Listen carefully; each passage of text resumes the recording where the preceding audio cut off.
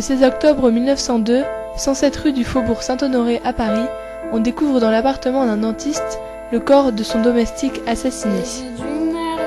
Les policiers ont été alertés par le propriétaire des lieux, le dentiste Auguste Allot. C'est son domestique Joseph Rebel qui a été tué dans le petit cabinet. Le vol semble à l'origine du meurtre. Le cambrioleur a brisé la vitre de la porte d'entrée, faisant main basse sur 1600 francs et des bibelots.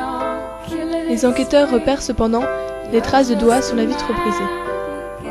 Les empreintes se présentaient poussent d'un côté de la vitre et 3 autres doigts sur la face opposée, prouvant que leur propriétaire avait enlevé les débris de vitre après leur fracture.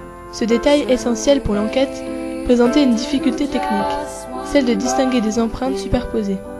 À cette époque, Alphonse Bertillon occupe le poste de chef du service de l'identité judiciaire.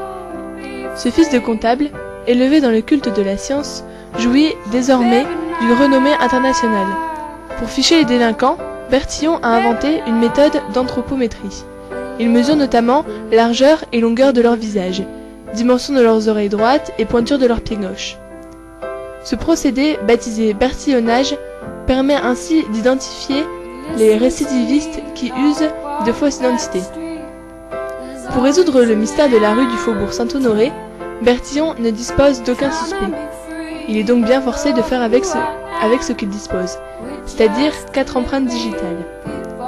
Les traces papillaires sont agrandies 4 fois et comparées à chacune des fiches conservées par l'identité judiciaire. Les empreintes digitales se révèlent identiques à celles de Schaeffer Henri Léon, dit Georges l'Artilleur, arrêté le 9 mars en 1902 pour vol et abus de confiance. Ce jeune homme de 26 ans explique comment il a préparé le vol en compagnie du domestique Rebel, avec lequel il entretenait des relations homosexuelles. Condamné aux travaux forcés à perpétuité, Henri Léon Schaeffer meurt au bagne de Saint-Laurent-du-Maroni le 6 avril 1905.